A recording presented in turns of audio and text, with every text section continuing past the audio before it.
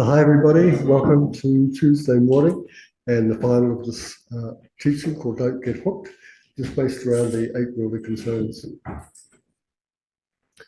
So this begins as we normally do by setting our motivation and doing a short meditation, saying the prayers, and then we go into the class itself.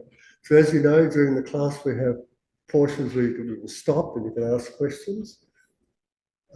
And then there's also a part where we do some meditation as well. So please just get comfortable in your seat. Ideally, your back will be straight, your legs are in a comfortable posture, your hands are where they feel comfortable, and your shoulders are relaxed. You can close your eyes or keep them partially open, whatever suits you. And then let your body breathe itself.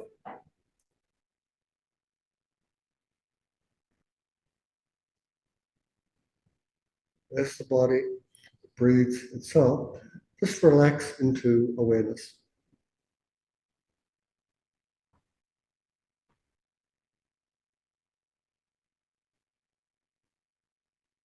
From within the state of awareness, imagine that the ground beneath you is made of a starry sapphire light, and the space above you is filled with rainbows and offerings.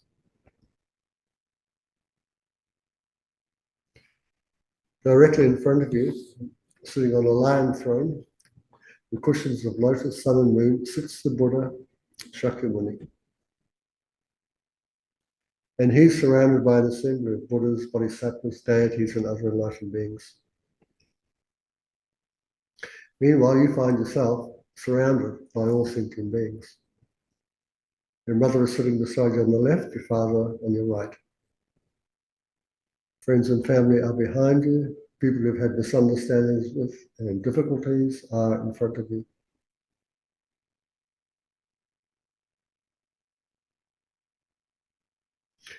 You recollect how fortunate you are to still be alive.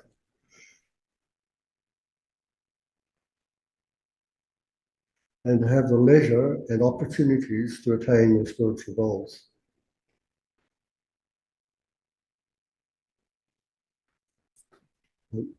We all need to act quickly though, because things are not quite right.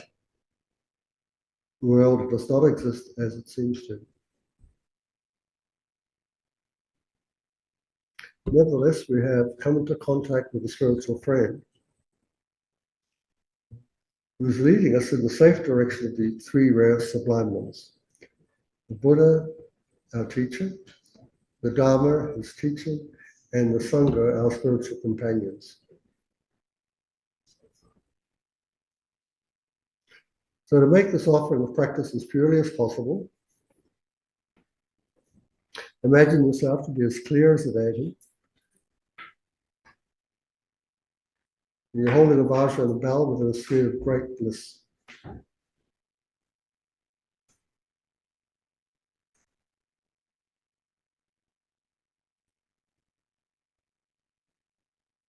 From within the sphere of great bliss, you go for refuge and lead all the sentient beings surrounding you in that same direction. So join me in saying, I go for refuge until I am enlightened to the Buddha, the Dharma, and the Supreme Assembly. By the merits I create through listening to the Dharma, may I become a Buddha to benefit all sentient beings. I go for refuge until I am enlightened to the Buddha, the Dharma, and the Supreme Assembly. By the merits I create through listening to the Dharma, may I become a Buddha to benefit all sentient beings. I go for refuge until I am enlightened to the Buddha, the Dharma, and the Supreme Assembly. By the merits I create through listening to the Dharma, may I become a Buddha to benefit all sentient beings. In response to this wish of ours, imagine that from the heart of each enlightened being, lights and nectars stream down and dissolve into yourself and all living beings surrounding you.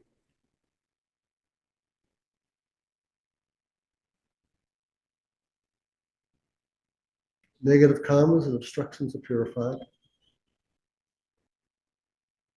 Your health and lifespan are increased, along with your virtues and realizations of Dharma.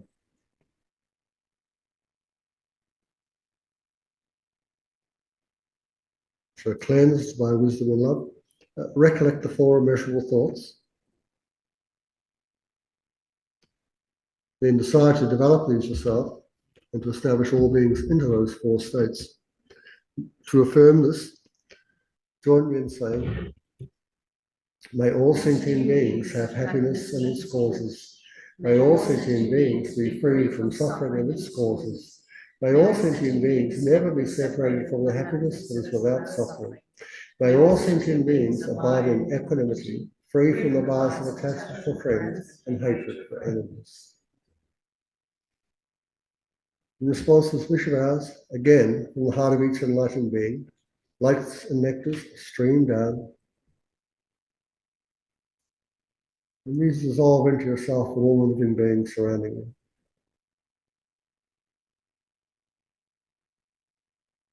Then every negative karma and obstruction is purified.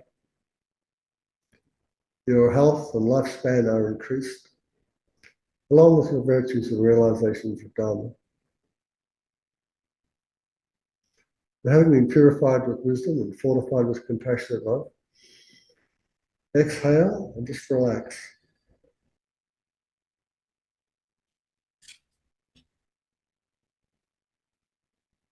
And it's from that relaxed state of awareness, the field for accumulating merit appears. They appear in the form of the Buddha himself, and very vivid and vibrant. And so you say in front of this image, Tayata Muni Muni Mahamuraya Swaha. Tayata Muni Muni Mahamuraya Swaha. Tayata Muni Muni Mahamuraya Swaha. You think by reciting the mantra, you have control over the suffering of the lower realms, so that you'll never find yourself reborn there. You also have control over the mistaken identity of who you think you are. In response to the second meaning, you have mastery over all sufferings and the self-cherishing thoughts. We say Maha Muni. You have great mastery over the subtle illusions and dualistic thinking. When we say the Soha, all the blessings and realizations of the mantra ripen upon ourselves and all living beings.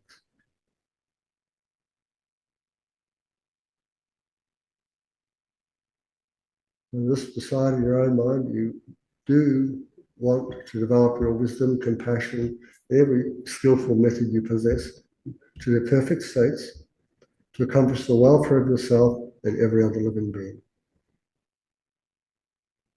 And for that purpose, we're here studying the Dharma. Then breathing in through your nostrils, exhale through your mouth, and let your eyes flutter open. Bring your awareness back into this room in your own time.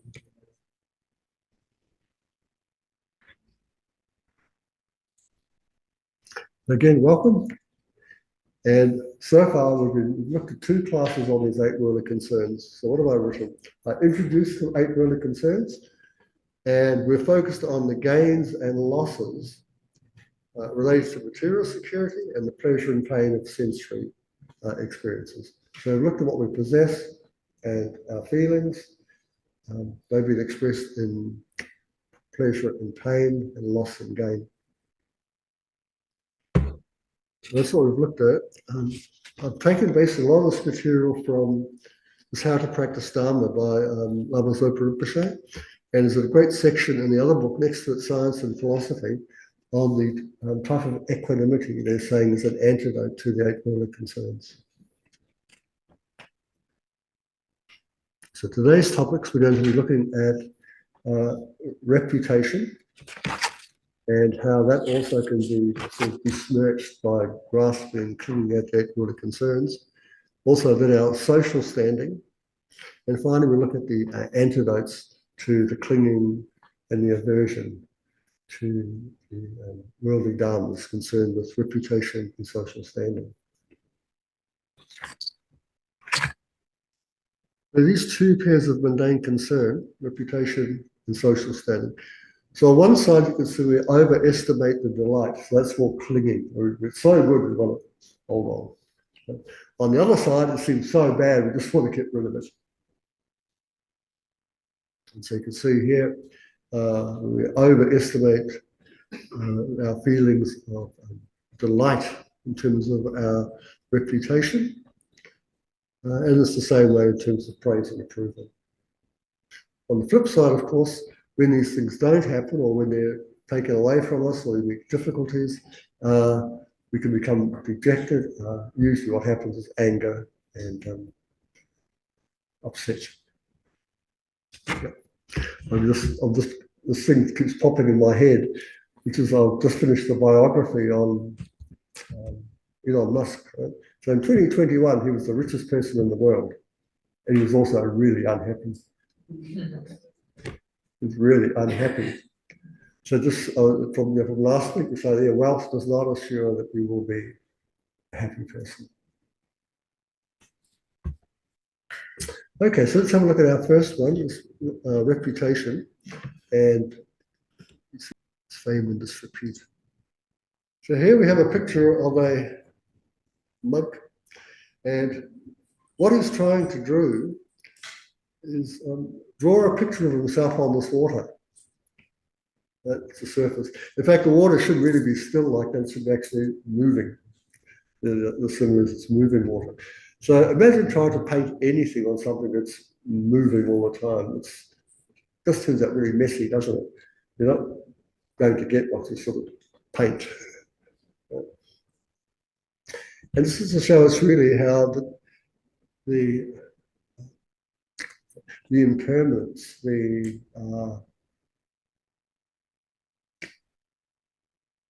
impermanence for the moment. Reputation, our reputation, whether it's good or bad, never is stable. It doesn't sort of exist from its own side, so it's always there. Because as you know, you might have, your mother might love you, but your boyfriend doesn't. He drops you, right? So you've always got one side looking to be really good, but then on the other side, this other thing comes in. So nothing there is for certain. But just a few words about these fame and disrepute in terms of reputation. So these pair relate to reputation, as you can see, as they are the two poles of obsession concerning our social image, our status, and our recognition. Fame is the strong desire for a good reputation or popularity, which leads to elation when procured. Its opposite side, of course, is disrepute. So this is a fierce aversion to a bad reputation, a bad image, or being disparaged. Now, the thing to remember here is Nagarjuna gives the advice that says even highly spiritual people are still afflicted by their idea of reputation, and later on praise and blame. It's the same, no matter where we are and how well advanced we are. It's only when you reach the state of Buddhahood that actually it's done. Oh, yes, that's right. So remember last week we talked about these 8 worldly concerns, and they have sort of, you can speak about them in terms of different levels of depth about how we're afflicted by them. So the 8 worldly concerns are sometimes I call, the black worldly concerns, the mixed worldly concerns, the white worldly concerns. Now, this will come up in a couple of slides later, we sort of see it. So when we talk about the 8 worldly concerns, we start with the easiest one, the most obvious one, which is called black. That's the concern where whatever you're doing is for this life only. So the gain and the praise, the pain and the pleasure, the fame, these sort of things. They have different, how you hold to them has levels of wrongness about it. So the first one is, if we just take this one here, reputation, right? Grasping at fame, for instance. So let's take somebody like perhaps anybody famous who got quite upset about when their reputation might have been besmirched in some way. Donald Trump. That's right. Yeah. So we've got Donald Trump, we've got Elon Musk. I was just thinking, so Johnny Depp was taken to court. It took Amber Heard to court. These sort of things, right? They're really concerned about their reputation, like here. Right? So that's the black side. It's really obvious. The same as us, if somebody does something that against us, that we think might really be at us, and we get quite upset about it. We think, well, why are you so upset? And the other think, well, is it about some future life? You go, no. Is it about liberation? No. Enlightenment? No. You go, well, it's about this life then, isn't it? So that's the black one. It's like it's the one we're be most afflicted by.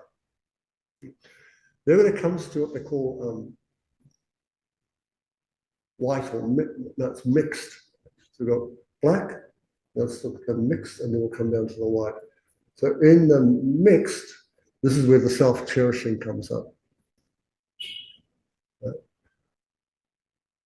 So I had an experience of this just a couple of days ago, where this person I was talking to got quite upset about something. You know, the way it manifested, I knew. I thought, Jesus, that's it. That's self-cherishing. And I was silly enough to point it out, of course, and they did not like it. Well, there you go. There you go. And it's got reputation too, you know. So I was sort of going like this. I did like it. They didn't like it even more after that. So I had to shut my mouth. I wasn't going anywhere with this conversation, you know. That's the self-cherishing. And then, of course, when they call it white, there we have the self-grasping. So that's the roots of our suffering now. Self-grasping, in the Mahayana, it's self-grasping, self-cherishing. They're both really important, but they focus on the self-cherishing part. There's a lot of focus on that. In the Buddhism that is not of the Mahayana, say for instance the Pali tradition and so forth, you wouldn't have that mixed one there. It's black and white. So they go after the self-grasping. That's the big one there. Yes, do though, as it's pointed out in that Sattva purification topic. That's every thought we think is related to worldly concerns. Yeah, until you develop renunciation. Yes. It is. That's right. So, so the advice for us is do not be concerned too much with these things. Now, like Lama Zopa takes quite a different approach, right? He's very fierce about it. Dalai Lama is much more gentle. So again, you got to think, well, who's the advice for? If I can bear that harsh advice that's straight up and down, fine, you take that. If you can't, you have to go to the gentle and gradually move your way across. And as Terry says, and I was pointing out one of the first things I said was it takes a long time to get rid of these 8 worldly concerns. So he says that for us, as people like this, so it could be that if you read Lama Zopa's book, you could think, I can never practice Dharma then. Like it's, like you say, I'll never get rid of it. Right? Well, it is, you could, oh my God. But His Holiness and Nagarjuna says, don't get involved with them too much. That's what his advice is, too much. So over time, you'll gradually see the harm of these 8 worldly concerns, and that way you sort of move your mind away from them. Start using the antidotes and so forth. But please don't give up just because it looks terrible. Right? Remember, it's all impermanent. It has no true existence. So in other words, we can work with it. It doesn't have to stay the way it is.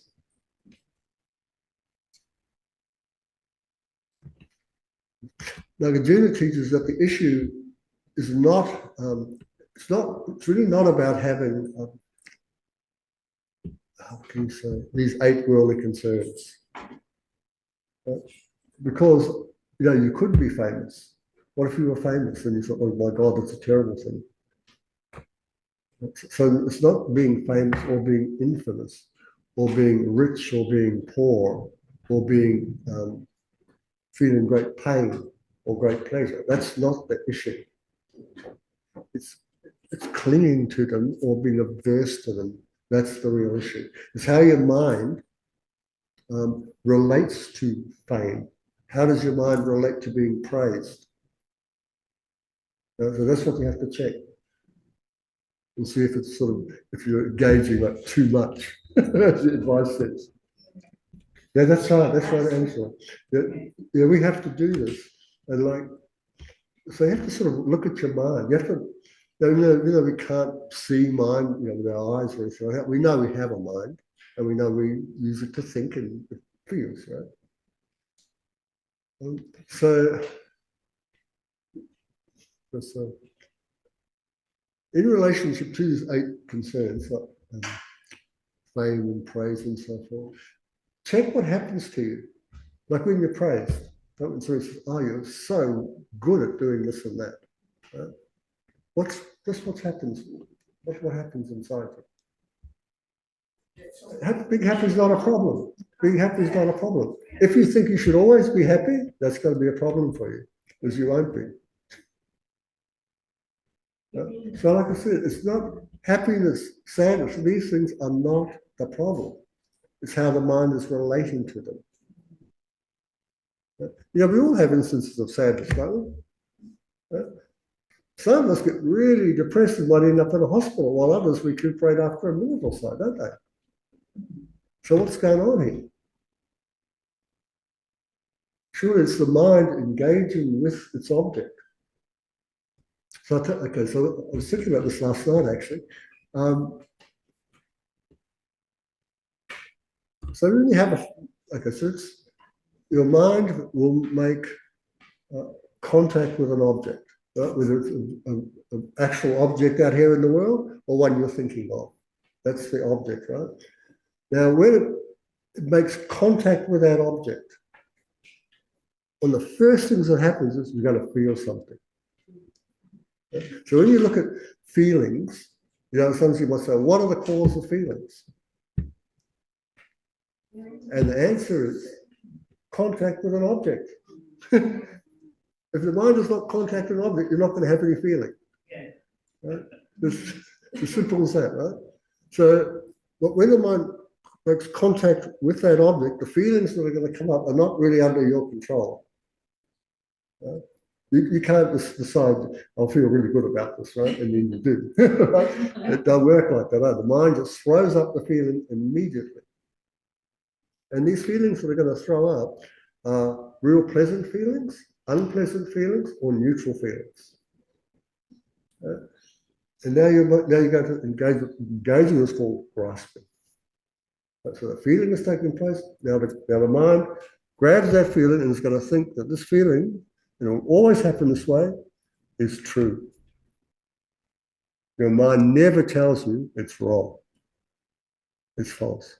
It'll always say it's true. And if you don't believe me, you check it out. You start thinking. Just start thinking. I think everything you're thinking is true, isn't it? That's how it's going to appear to you. And often, again, I had this experience again the other day. I said to this person, yeah, what your problem is, you think everything you think is true.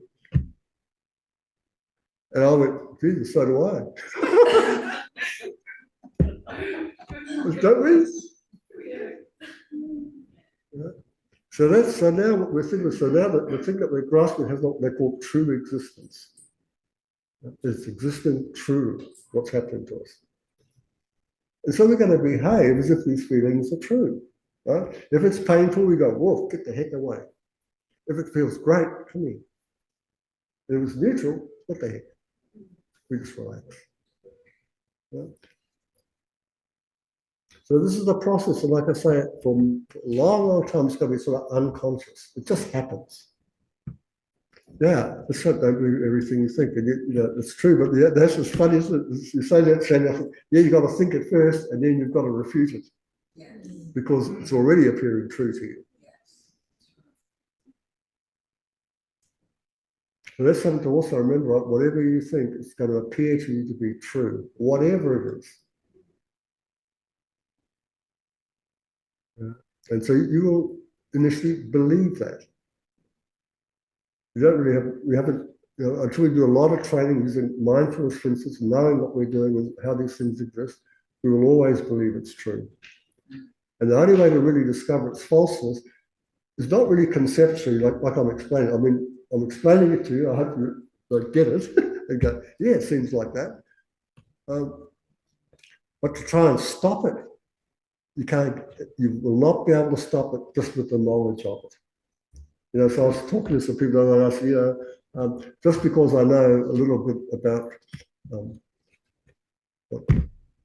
let's say, horse racing, I can win every time, or ride a horse, I can't. So it's the same here. You can know about how the whole process works. You try it. You might find you can't do it, even though the understanding is correct. So it takes a long time to become good at this stuff.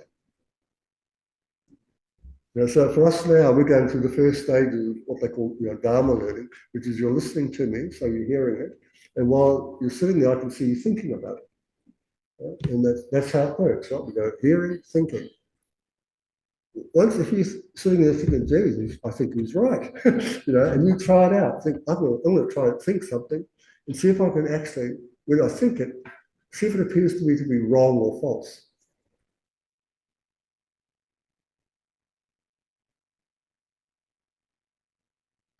It's impossible, isn't it? It's really go, no, nothing is saying that. Nothing affirms that what I'm thinking is wrong. You know, from its appearance, it's wrong. It's never like that. It's always right. So you have to unpack it. You know, you sort of analyze. And so this is in the reflective stage, we sort of analyze like this and go, okay, I think from what I've discovered, I think this is true. Now comes a long period of meditation. So it's just trying to familiarize your mind now with this new knowledge. You say, whatever I think, I'm always going to think it's true. So the period they call appearances and the way things exist are in conflict. But Geshe used to say to us all the time, just walk out of here with this understanding. Things appear one way, they exist another way. So when I'm looking at you, to me, you all appear, believe me, none of you appear to me to be impermanent. You all appear to be quite stable sitting there, right? That's the appearance.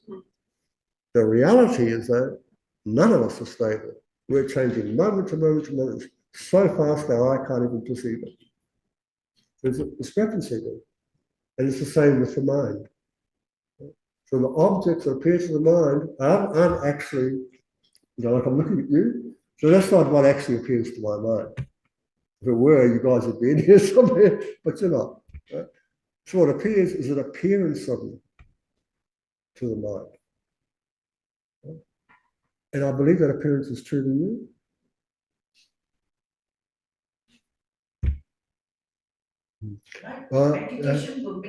Again, Ruby, meditation, I mean, your meditation should depend upon what you've thought about before and reflected upon. And before you do that, you have to hear the teaching.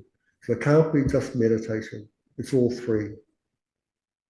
When they say in the text, you say, we have to study, when Geshe says study, he doesn't mean just read, he doesn't mean just reflect, he doesn't mean just meditate. It means that you have to do all three. Yeah, contemplate. In other words, like think about this, argue about it, like get it settled in your own mind that this is true, this is the fact. But then you become familiar with that fact through meditation. Meditation is like cultivating that fact, becoming really familiar with it. So now that this is the way you walk about in the world, this is your view. But again, it's not things like fame or money or wealth or pain or anything like that that's actually the problem. It's how we relate to them. If we relate with clinging and aversion to them, we're going to have difficulties. The more deeper, the harder we cling or push away, the greater the difficulty will be. The less difficulty.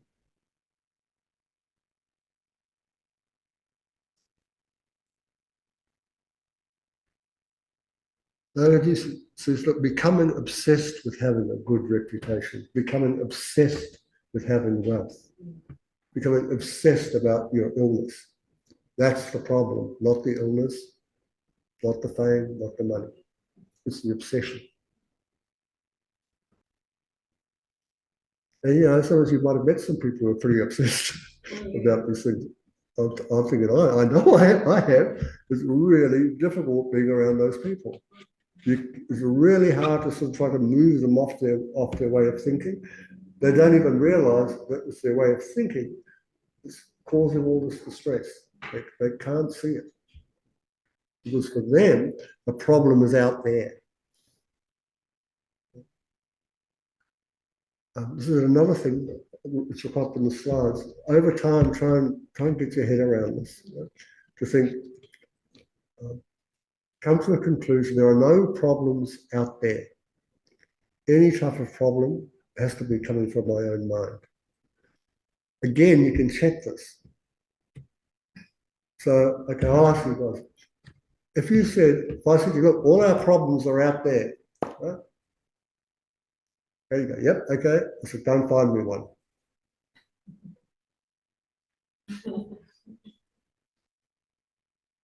You'll never find a problem out there. There aren't any out there. That's why. Why aren't there any out there? Because problem is made up by the mind. It's a concept. It's a thought. You won't find it out there. It's as simple as that. It's the mind that determines where we've got problems or opportunities, where these things are good or bad and so forth.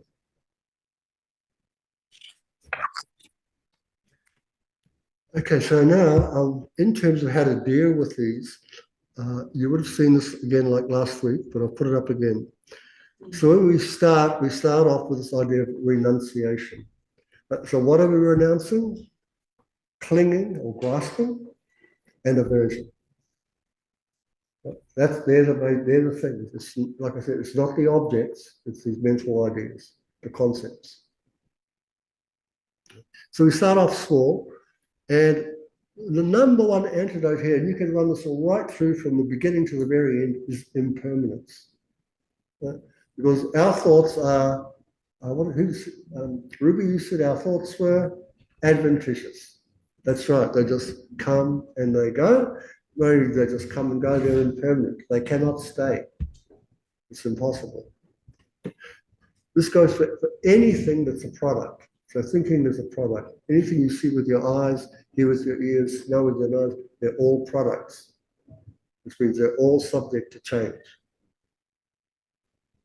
So we can use this idea, we go, when you have pain, you know your pain will change, right? When you have wealth, you know how being wealthy will change. It never stays stable. You spend money, what goes down? You get some more, it goes up. So you can run impermanence right through the small stages of the path, into the middle and into the great. And here I've got the four thoughts that turn them to the mind, to the Dharma. So here these were unfortunate human rebirth, death and impermanence, karmic cause and effect, and the faults of cyclic existence. All those topics, impermanence runs right through them. It doesn't matter. And you can use impermanence here in its your knowledge of its gross states and its subtle states. Gross states, really simple, means you can see it with your own eyes. Or if you get eaten, it just goes. It's obvious to you. Chairs break, people die. That's gross impermanence. running all the way through is what we call subtle impermanence, when the first moment is gone before the second moment arises. Anyway, so we can use material from our Dharma studies in this section. We can also use it now, we've got the big renunciation, the cyclic existence. Now we can use karma and selflessness. We can bring those two ideas in. Before, it's just impermanence. Then we move up to the great stages of the path. Now we can use impermanence, equality, emptiness, and giving and taking. So we have even more methods to use. And finally, of course, we have emptiness. So this wisdom realizing emptiness, this also runs through everything. We have impermanence and emptiness. We can't separate these from any produced phenomena. And these 8 worldly concerns are all produced phenomena. So they're all subject to impermanence. They are all empty of the intrinsic nature. So it is like our bottom line.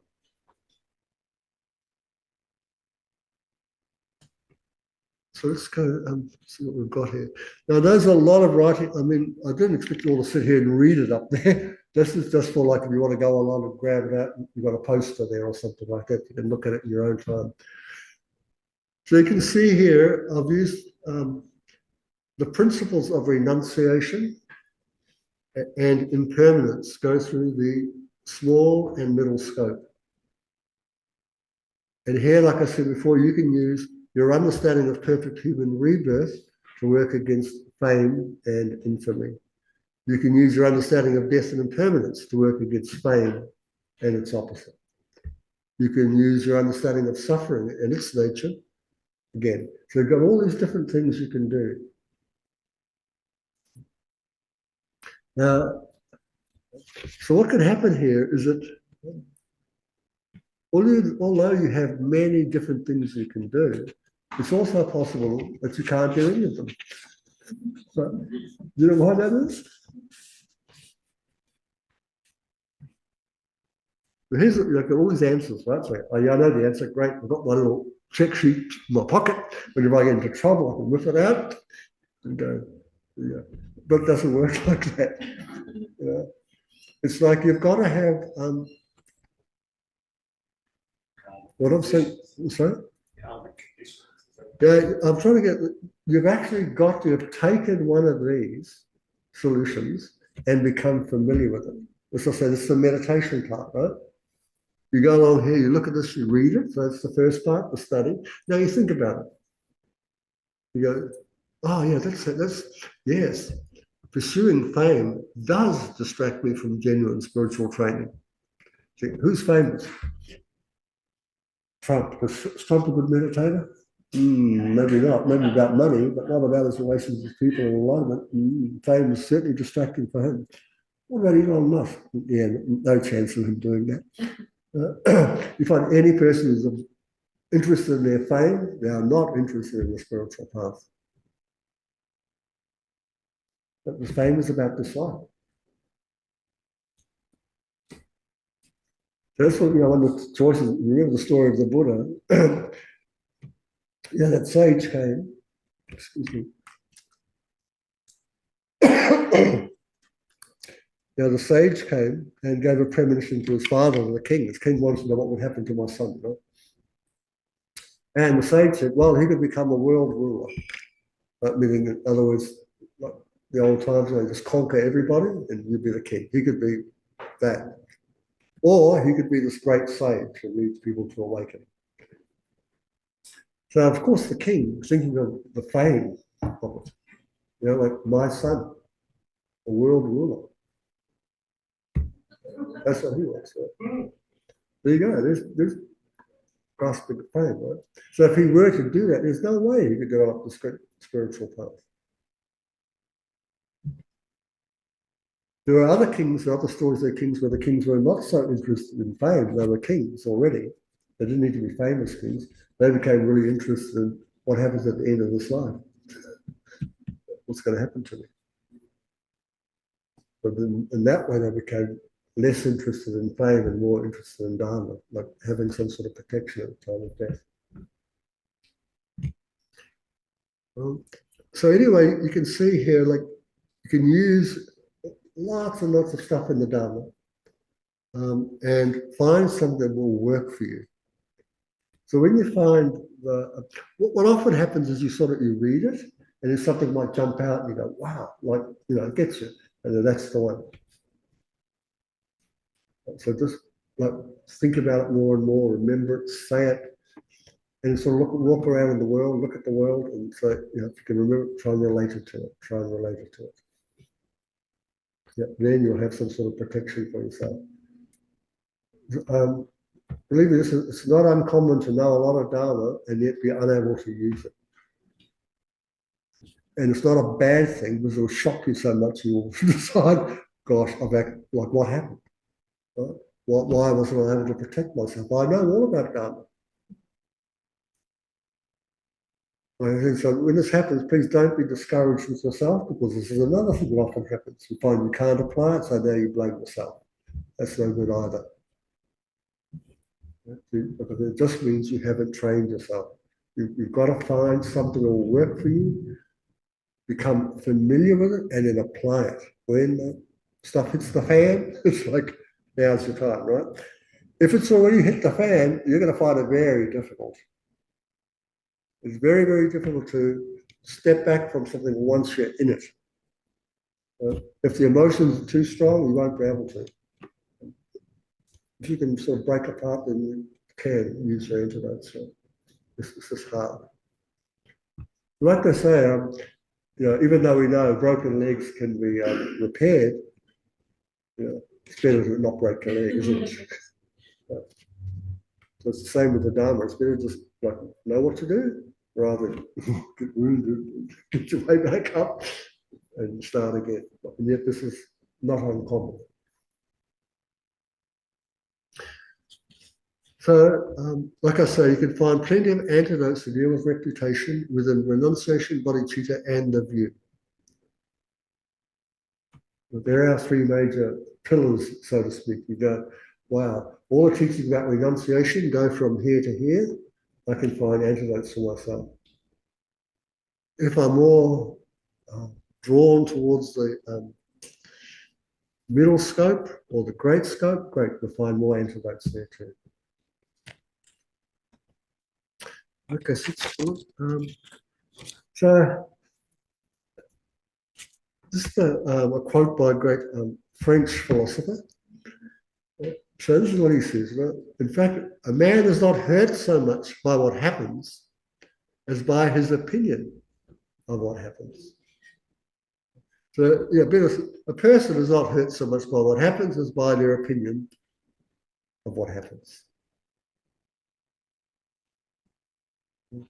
So this is not, this is a truth that goes right across, and you'll see the Buddha did it, Shakespeare did it, Montaigne did it. There's so many great philosophers, they all came to the same conclusion. It's not the things out there, it's the relationship your mind has with it. Even a fellow Wayne Dyer, he says, when you change the way you look at things, things change. That's right. Exactly. Same idea. It's always the same thing. Yeah, so, and again, so this is, Sandy was able to just quote that out. That's what I mean. You find something and you go, wow, that's true. Right? And then you become familiar with it. So that when these things start to happen, you've got something to grab onto. That's what Dharma is, what you hold on to protect you from suffering. But as you see, as you go through there's all these little pithy sayings, quotes and things, just like this one from the Frenchman. But the idea is to grab one and become familiar with it. Yeah, this is the truth. I've just got to abide in the truth and I'll be okay. So the core idea here, of course, is that suffering doesn't come from events, but from the opinion of what happened. Right? This is Montaigne's idea. The Buddhist idea is that problems do not exist outside the mind. Right? Our mental attitude will either transform a situation or make the situation something. So anything interesting you'd like to add to this? The other thing I was concerned, I went home and I went on my AI and pulled out the poem If and asked for a non-gender explanation of it. And it got all these different parts that relate to the Buddhist teachings. It's like, of course. And what I noticed, of course, he said, yeah, so Kipling was really influenced by Stoic philosophy and Buddhist philosophy because he was in India, of course, when he wrote this poem. Okay. Yeah, again, so it's the response to their perception of you. It doesn't matter that they have the perception of you as that way. It's wrong. This just happened to one of our students a couple of days ago. Same thing, he's made all these changes by being here. He met somebody from his past, and this person sort of spoke to him as if he was like a deadbeat, he's blah, blah, blah, and so forth. This person got quite upset because it wasn't who he was anymore. Again, that's like clinging to your reputation, isn't it? I'm not that fool, I'm something more than that now. So you grab itself. Yeah, so this is a big thing with Buddhist philosophies. There's very little you can do about changing the external circumstances. I mean, you can, of course, we can do it, but it doesn't make a great deal of impression to the mind. Yeah, so the basic is if we change our mind, it doesn't really matter how people relate to us. We stay the same. We don't get swept away by their praise or their derision. But we're fine. So one of the antidotes that they give to this is you think that whenever anybody speaks to you, think it's just like an echo. There's lots of little antidotes you can do for this. You're going to say something, Ruby? Okay, I want to know is there a difference between egolessness I'm sorry, you want to know the difference between? egolessness and selflessness? Yeah, no Is difference. it the same? It's the Same. Okay. Yeah. I'm not more. That's right. Exactly. Yeah, that's what I'm saying. There's no problems out there. So if you take the idea there's no problem out there, when they say these things, you go, that's not a problem. Yeah. Problems come from here. Yeah. I make problems, not you. And we all know how hard it is, difficult it is to change anybody's mind. It's hard enough to do it on our own, let alone try and change anybody else's mind, isn't it? Very hard. I think that's why ultimately So, if we make this division between, we'll say, ordinary people who know nothing about the Dharma and people who do know something about the Dharma. Well, Montaigne, Shakespeare, these guys are not Buddhists, but they knew Dharma. Because Dharma here is just truth. Yeah? So if you take this here, a person is not hurt so much by what happens, right? So if you have this person criticizing me or saying things that are untrue about you. So that is happening. But what's your opinion about it? Because that's where the hurt comes. Like you say, all you have to do is not like it, and you're hurt. That's it.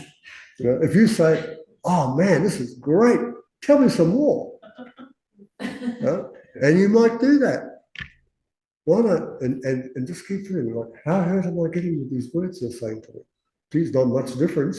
Not much is happening. God, say some more. One more thing. So, in fact, there's this great, in the book I just finished this biography of Elon Musk. He had a horrific childhood. So they'd say it was a story there where he was beaten so badly by his kids at school. He had to spend a week in hospital, come out and everything, bruised and hurt. And so he comes home and sees his father, and his father says, "Good job, you deserve that. Who do you think you are to call people stupid?" Kept him there for 2 hours and berated him. So guess what? How he's like now? He don't matter what people say to me. I make my own decisions. You always mean nothing to me.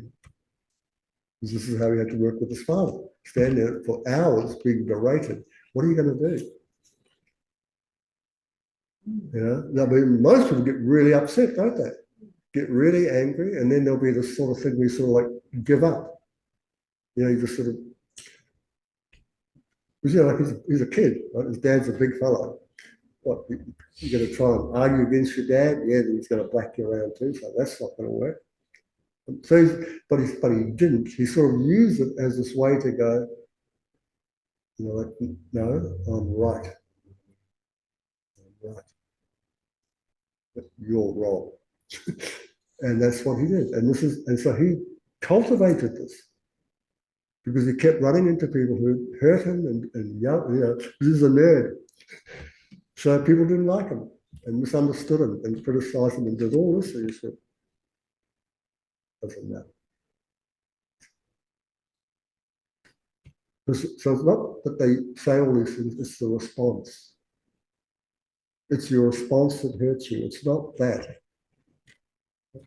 One of the things, you know, like I said, from my own experience here, is all you have to do is not like it. Mm. And the rest follows, man. It just you just go down the gurgler. That's what happens. But you could train yourself to go, I like it. You can. Anything that happens that you don't like, just go, no, I like it. I like it. And then I would say, why? And then you have to have a reason, eh? But just saying it, hey, yeah, you might go a little way with that, but not too far. You have good reasons for liking it. Yeah. So one of the great reasons for Dharma, you go, this, I love it. Why? Because he's helping me cultivate renunciation towards suffering. Mm. He's yelling at me, saying all these nasty things and so on, but my mind doesn't believe it. It's like I said before, what normally happens, you hear it, you believe. That's the grasping. Contact, feeling, grasping, belief. Don't grasp, just go. Don't believe you might be just empty words. Yeah, so here, this stuff is primarily for Buddhists. We're working as Buddhist solutions because you have to have the understanding impermanence and selflessness, impermanence and empty. So normal people, a woman 78, you're not going to have any understanding of that. In fact, for that sort of thing, you might have been hereditary. There's another student who had the same problem. First of all, he tried being a Buddhist, that didn't work.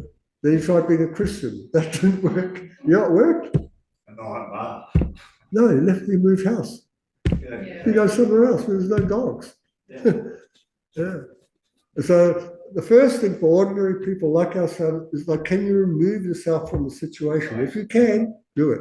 Yeah. You don't need to put up with this crap, right? When you remove yourself, don't think badly of the person because that's a great cause for you to have more of it. Yeah. That's karma, right? Don't think badly of them. They force me to move. Yeah, all that stuff. Yeah. What you want to say is they forced me to engage in Dharma. Yeah. Thank you very much. Yeah. So you use these people, these bad things as teachers. That's from that lower scope. So my dad's a bit of a character. He's Irish, but he's not Buddhist. But he had growing up, I remember, because he worked overseas, had a bit of a weird reputation. You know, people would say things that were quite unsavory about him.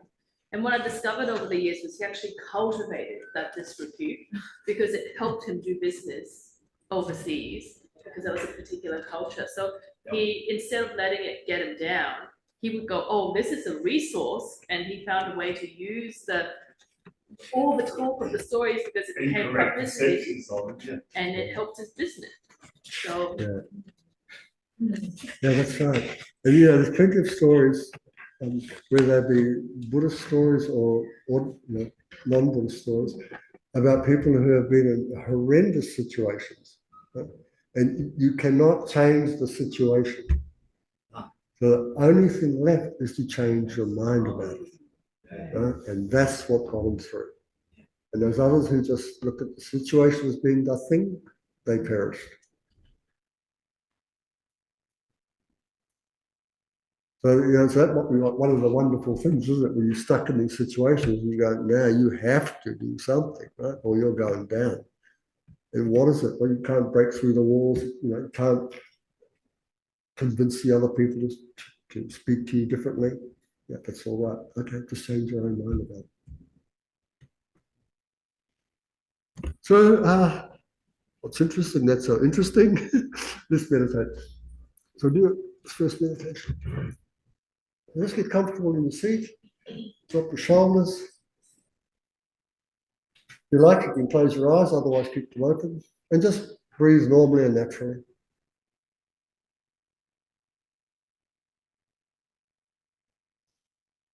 Just bring your full attention gently to the sensation of the breath at the belly.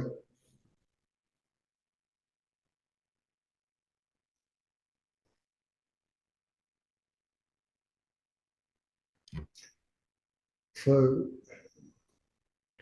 we need to cultivate an altruistic, balanced mind. Mind is free from the anxiety of seeking approval, to finding stable peace for ourselves and others. So recollect a recent time when you grasped at a good reputation. In other words, just believed in a good reputation. Recollect a recent time when you had a strong belief about a good reputation, or else felt terrified of becoming notorious. And just simply notice how that feels in the body.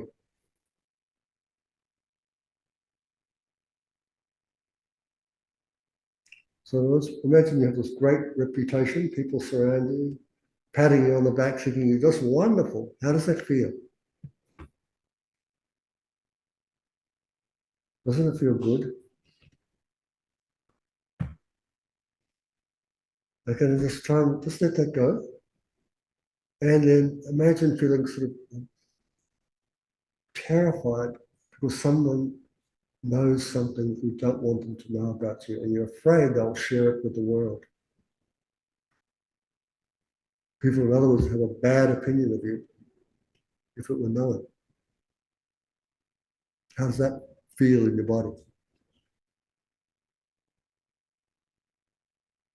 It often feels unpleasant and we don't like it. So again, just notice when you felt this response in your body towards towards fame or this good reputation.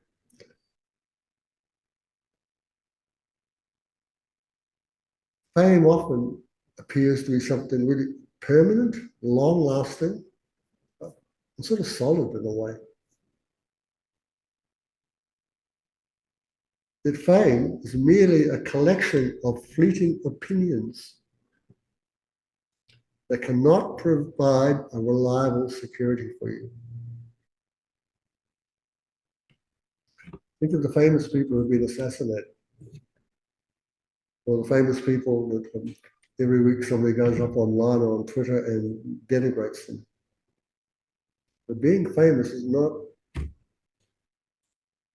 reliable as a form of defense or security. So when we chase status or fear disgrace, we're often driven to deceit and anxiety. And this deceit and anxiety create negative habits that will trap us in dissatisfaction.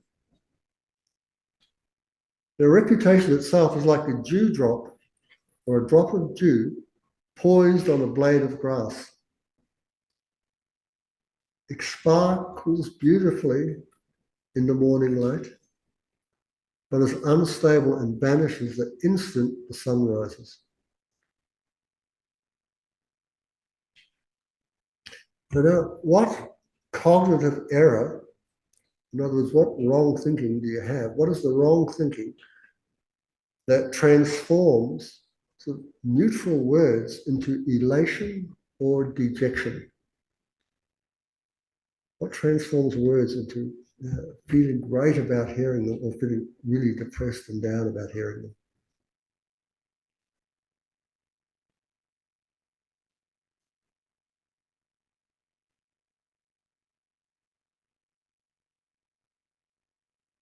So we reify these empty sounds.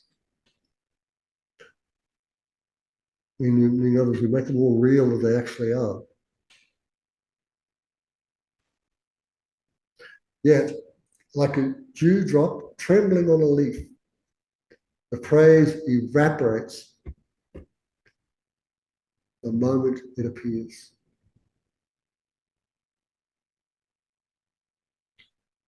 So why is the pursuit of fame logically unsound regarding our mortality?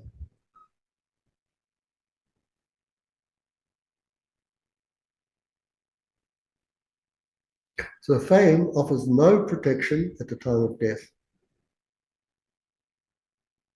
Our fame dries up as swiftly as the morning dewdrop under the rising sun. So when the impulse to defend your reputation arises, what does this reveal about your sense of self?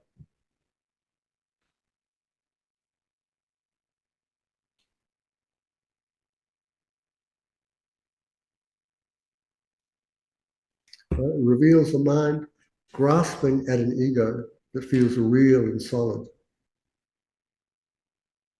But in fact is as fragile as that fleeting drop of dew in the morning light of wisdom.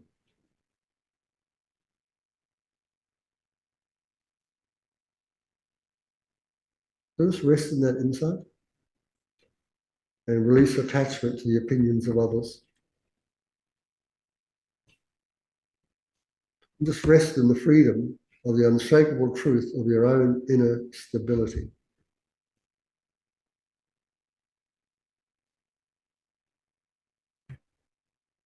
Breathing in through your nostrils, exhale through your mouth. Eyes open. So now we come to this next worthy concern of social standing. And here we're looking at clinging to praise and aversion to blame. So these pair, sometimes called approval and criticism or disapproval. These two are really intimately related to our social standing because they represent the core of mental factors through which ordinary beings constantly seek validation and confirmation of their perceived worth within society. Praise is the desire for approval and accolades, elevating our perceived standing, while blame is the rejection of criticism or derogatory words, which threatens to diminish our image or reputation. So again, the pursuit is futile because words of praise and criticism are merely designated by name and concept and have no true existence. So it's funny, while I was thinking while I was talking to them, wow, it's true. Like you speak words, they're like writing on water. Anybody ever written anything on water? You got to try it. It disappears as you write. You know, you write the thing, the stroke goes up, and you go, there's your M, there's nothing there. At the end, and you go down like this. And if you look at thoughts, they're like that too. I mean, and words, you speak them, like they're gone, aren't they? Like they're just in there, that moment you hear them, they're finished, they're gone. But what we do is like, they're gone, but we hold on, we grab them. And that's called grasping, right? When you hold that thing and then you go, okay, now what's the meaning? So you think the word has an intrinsic meaning. It doesn't. Meanings are given to words. Words are made up by us. The meaning isn't in them. We have to say, this word, what does that mean? Oh, it means this. And then we add that to it. And now so when we hear it, we grab the whole lot. It's one and the same thing to us. Now we're in trouble. Like I said, you believe it. You're going to believe it. You grabbed it. You held it. It's real for you. You get the effect. That's how it works. Again, I've drawn up another table like this. Again, it's just a way of like finding solutions within all the teachings of the Dharma, you know. So like I said, you can look for teachings in the small step, the middle step, the great step. You can look for teachings in renunciation, bodhicitta, emptiness. They're all there. It's just for you to find the one that suits you. You just find where you are in your own development. Try and be as honest as you can about this, because if you take something that sounds great, but you're not actually up there with the mind, it won't work for you. Just be, like I said, empty words. The thing is not there for you. Yeah, again, so it's all impermanent and empty. And then within those two, then you've got all these different stages you can go through and find solutions that work for you. Okay, so again, we have this new, another quote. This is from Hamlet. So some of you might be familiar with this. It's real common, right? There's nothing either good or bad, but thinking makes it so. Again, right? Yeah, so we've got lots of Western philosophers from many different countries. You invite Eastern philosophers, they've all come to the same conclusion. And again, it's like I say, if you take any object, like I said, there's nothing either good or bad, right? So here we've got something. Let's take this something called a clock. Now, is it good? Like, what are you talking about? What a funny question. I'm just asking, is it good? And you just say, yeah, where? Right? That's all you're going to go. Just say yes. And then start looking. And geez, I can't find any good in there. I find all sorts of different parts of a clock, but nothing called good. So yeah, it's not an object. So where's it coming from? Thinking. Thinking makes it good. Thinking makes it a clock.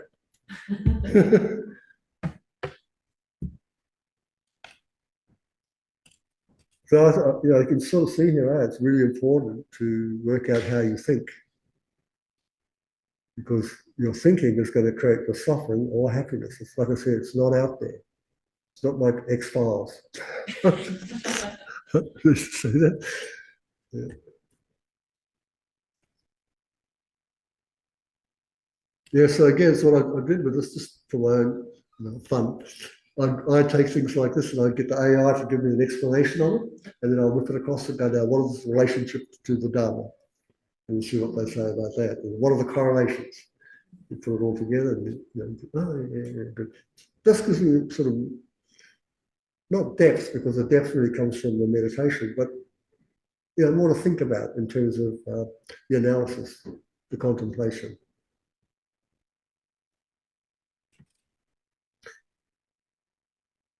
So here's the question, right? If praise cannot increase your lifespan, all the good deeds you've ever done, or your health.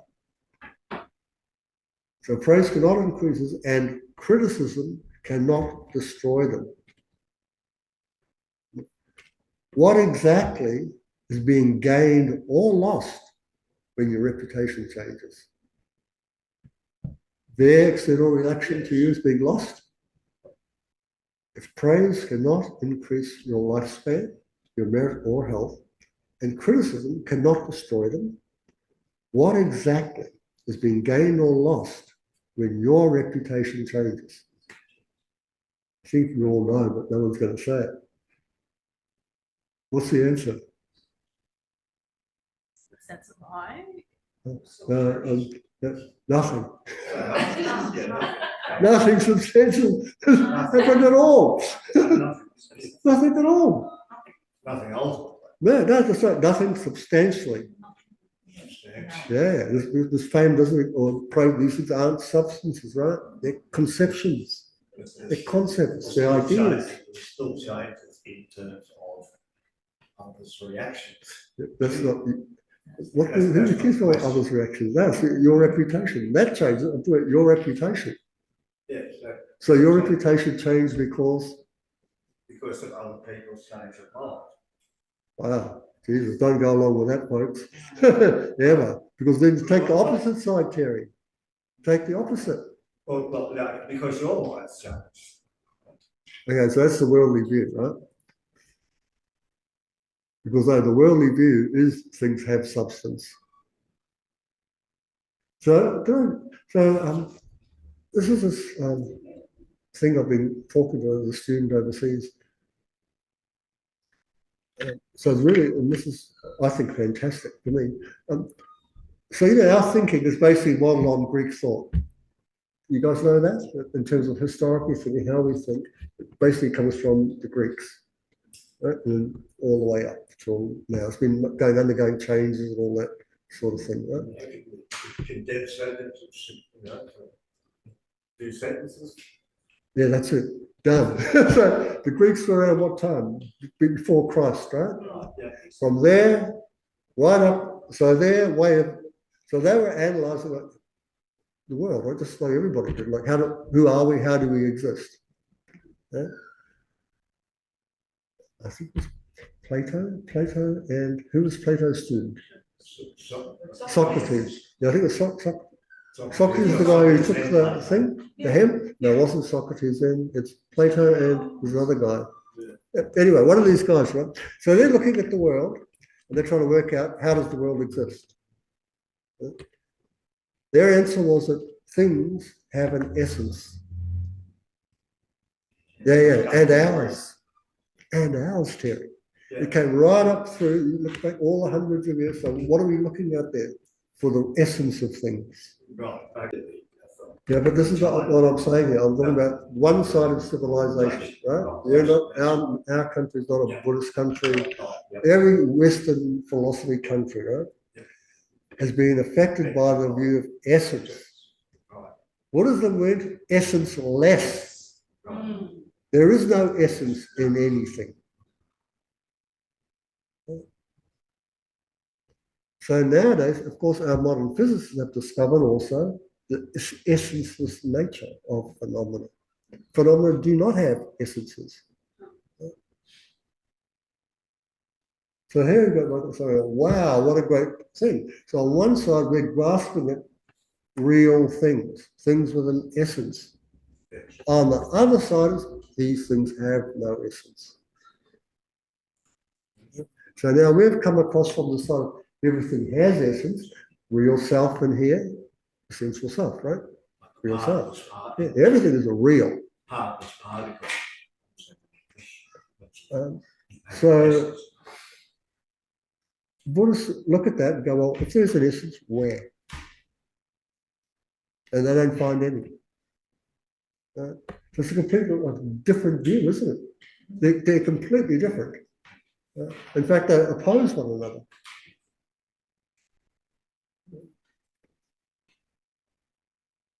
So it's like looking at the things of the world. They have a thingness. This is what they mean by essence, essential nature, thing. So I forgot. Okay, so we went to school like that. We were brought up with that sort of idea. I remember I was really confused at school because it seemed that things have essence, and I'm looking, I don't get it.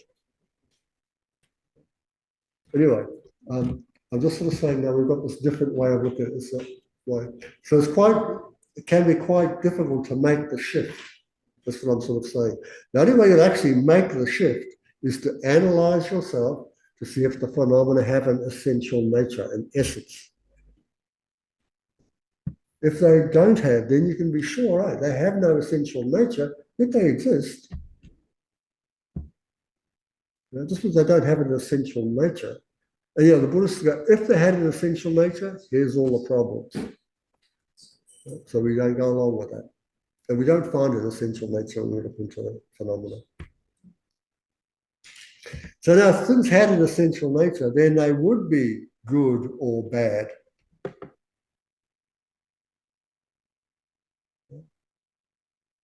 We use these terms like, is it good? That's what we talk about the nature of the thing. Is it good? And that's like saying, has it got a good, is its nature essentially good? And we say, yeah or no. It doesn't actually have that. That's a conventional understanding. Good and bad exist conventionally, not essentially, not ultimately, as other philosophers have thought. So then I went on, I'm doing this, I thought, wow, so 1970, this great philosopher, I think it was German, so Heidegger. So he was the same, he came to this idea, wow, there's no essential nature in anything. And then as we know from the science side, they've also found out the same sort of thing. That whatever does exist depends upon a measurement. So you're going to ask something at the back there? Yeah, most people do. Ordinary people do. That's exactly how normal people think. That's right. That's the normal way of thinking. The thing is it true? You don't have to go, yes, sometimes. But it doesn't have to be true, does it? So yeah, there are plenty of stories throughout history where people are denigrated fiercely, told they're stupid, they can't do it, what the heck are you talking about? No? They're seen as a lot of pushback on them.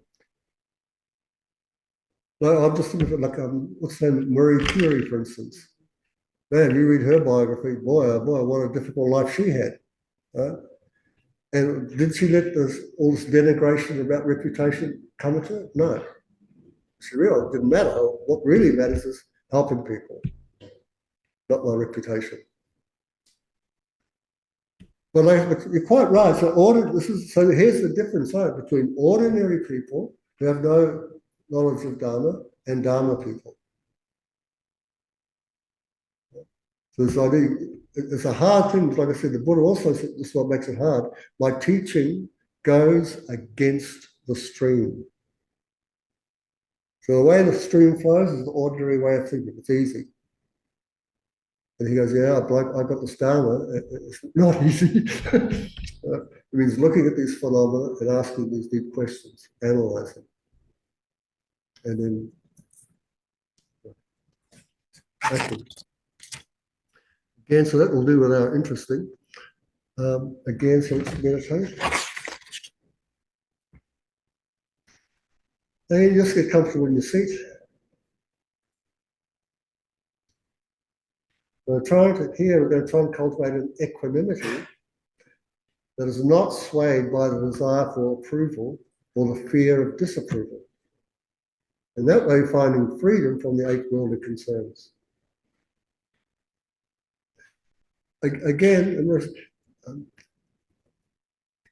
so recollect the recent time when you felt elated by a compliment or crushed by a critical remark. So do one first and then do the other and just observe the reactions that take place in your body. How do you feel when you feel elated by a compliment?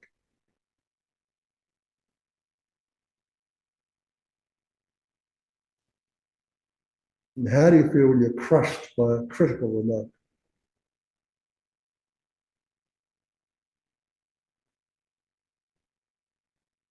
Now we suffer not because of the words spoken, but because we cling to a self-image that we desperately want others to validate.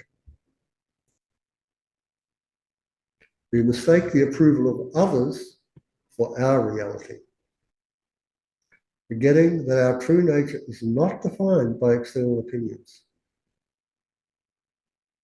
This dependency makes us fragile. It causes us to give our power away to anyone who speaks to us.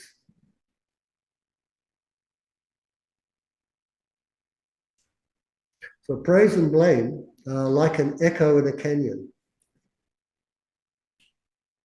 They seem to come from a really solid source, yet if you search for them, they're empty and vanish instantly. So ask yourself, why do we let short-lived sounds, which are devoid of meaning, determine our happiness?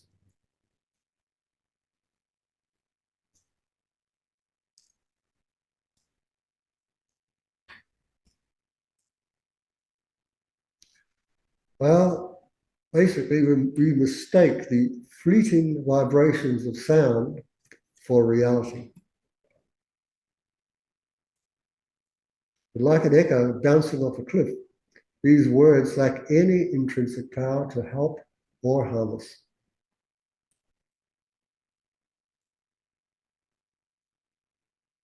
So if praise cannot increase your lifespan or health, and criticism cannot destroy your merit, what is gained or lost?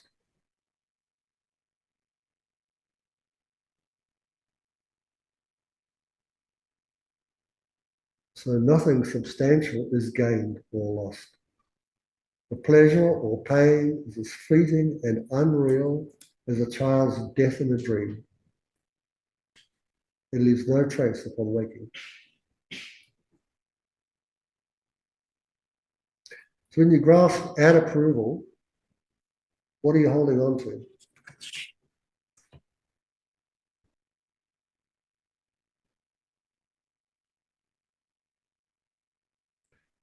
You're grasping at an illusion.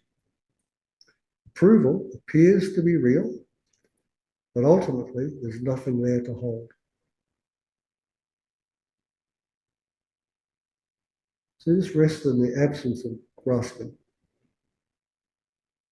Let the words of others just pass by like wind through space.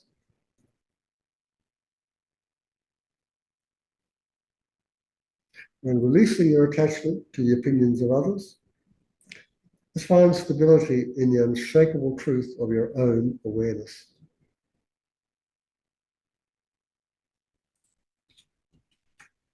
And you're breathing in through your nostrils, exhale through your mouth. And let your eyes flutter open. So just got a few minutes here. So this here is this picture called, the False of Arrogance. And what it's a story about is a great Buddhist monk called Ben Gunjal. He used to be a robber and a thief. And he changed his life, became this monk. And this picture is one of the stories. So one time he was walking in the mountains and so forth, and he came across a house and he yelled out, "Hello, hello, anybody there?" Nobody's there, so they're out there. So he goes inside, and there's like a jar of food there on the table, right? So he's hungry and thirsty, right? So he undoes the top, he puts his hand in to grab the food, and he realizes what he's doing. So he grabs his hand, he says, "Stop, thief, thief!"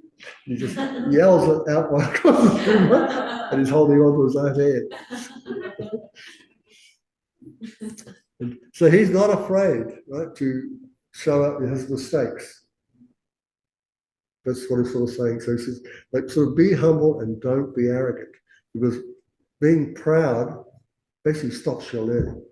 You think you already know, so you can't learn anything more.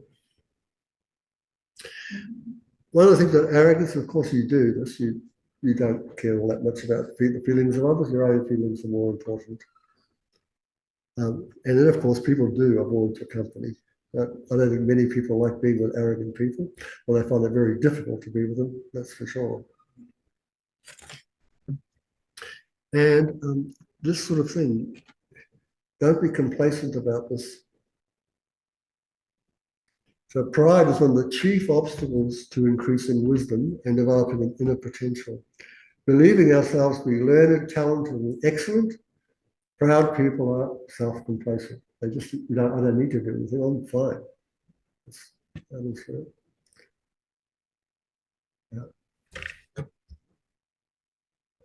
Yeah, so here's what it's saying, learning sort of flourishes when you're humble. Now, when you want to know and you understand, like, I don't know, that's a sense of humbleness, right? Humility. And I want to know.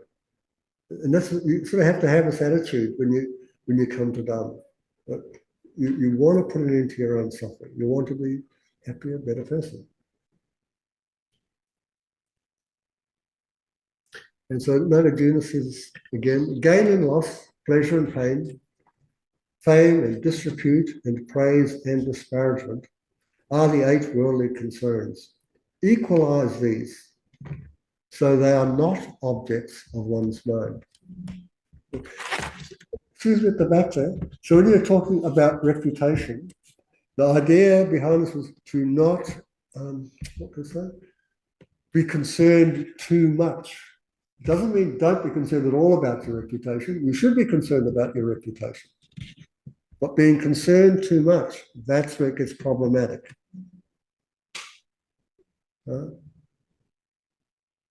We can't just drop our reputation. And that's not what's being asked of us either. We're not asked to do that. We're not to say, look, don't care about your reputation. It doesn't matter. That's untrue. It does matter. As I was saying, don't be concerned over much about your reputation. And the over much comes when you cling or you reverse. Then you know it's over much.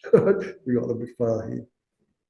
So Eddie, are you saying it's kind of like a means to get to the destination? It's not the destination kind of thing. Like when you focus too much on reputation, that becomes the goal instead of a tool to help you along. Yeah, sure. That's the way of putting it, Debbie.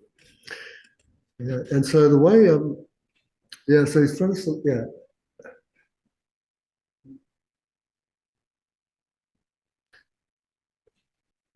the pillars of a stable well-being. So this is to help us work skillfully with the 8 worldly concerns. We can use this mind of renunciation, bodhicitta, and emptiness. Like again, remember, because they're products here. Everything, all these things are impermanent, are subject to change. They have no true existence, meaning they exist in a different way that they appear to you. And bodhicitta, of course. This is a really useful thing.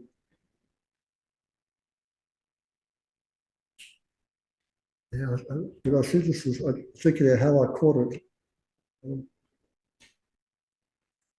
Yeah, what happened was this person, I could just see their attention slipped away from the other, concern for other, and then they become clinging at themselves. Like, geez, there it is.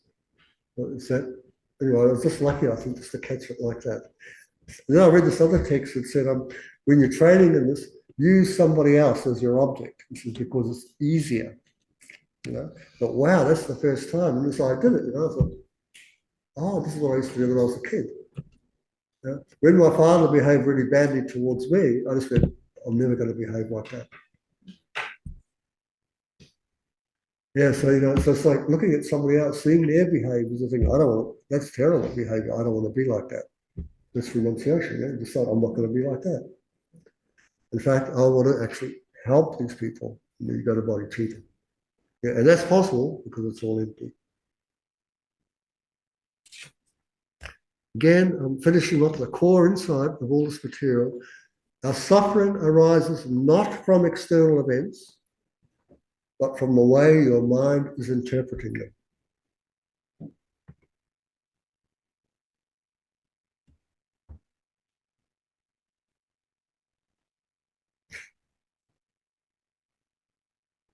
Remember, there's another person I quite like, is really quite a bit about. Who's the woman that said, Byron Katie? So her question is, she always goes, the first thing she asks, is it true? Yeah. Whatever happens to you, you ask, is it true? And if you go, yeah, it is. Yeah, are you absolutely sure? Have another look at it. Yeah, and then there's the last 2 parts of it where you've got the thought transformation involved in it. But it's a great thing to do. It's so simple, Again, with mindfulness, that's your phrase. Where you hear somebody denigrate you or put you down or anything like that, just ask yourself, is it true? And if you say, no, it's not true, you don't have to take it and hold on to it now, do you? It's just not true. It's a really nice, simple way of quickly shutting this thing down. Folks, we're over time, so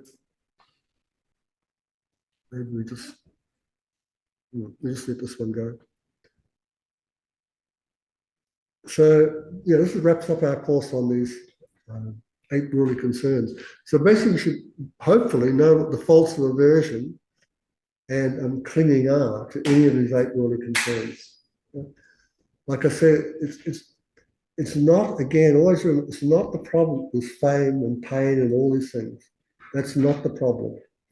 It's how your mind is relating to them. So, excuse me at the back here, when those people denigrate you and put you down for what they're saying to you, if they keep doing that to you, like I said, and reputation too, people trying to shut down your reputation, just ask yourself, is it true? Is it true what they're saying? If it is, no need to get upset, is there? If it's not, no need to get upset. Right? Okay. And there are all these antidotes, like I'm saying. So if you get into trouble later on or something and you just can't find one, right, it'll help you. But again, like there are a lot of them, you know, like I said, go through all the stages of the path. If you like, run them into an AI, so give me some solutions, and you'll find them. But obviously, if you're familiar with the Dharma, you won't need to do that. Okay, so let's have a look what we're going to do coming up. So if you want to study more about this, Lama's Leverage has got that great book, How to Practice Dharma. And then, of course, there are another book, Free Teachings, HDL Teachings from Tibet. There's another commentary in there on that, what it concerns. December 24th, we've got a Christmas Eve puja coming up. And then on February the 3rd, we start a new course that will all establish a daily practice. A couple more slides, maybe, and then we'll finish up. So we're going to dedicate now, and then maybe we'll finish up. So please join me in saying, due to the merits of these virtuous actions, may I quickly attain the state of a good and Buddha, and lead all living beings without exception into that enlightened state. May the Supreme Jewel, body teacher, not get born and rise and grow. May that born have no decline, but increase forevermore. As long as space remains, as long as sentient beings remain, may I too remain to dispel the sorrows of the world. For His Holiness's long life. The wish-granting, wish-fulfilling jewel, source of every single benefit and happiness of this world. To the incomparably kind Tenzin Gyatso, I beseech that all your holy wishes be spontaneously fulfilled. And lastly, for Rinpoche's discovery, reincarnation discovery, there may be no problems with that. In holding and spreading the moon is precious and complete teachings for explanation and practice, you wore the armor of patience that is never discouraged. Incomparable, venerable Guru, to you I make this request.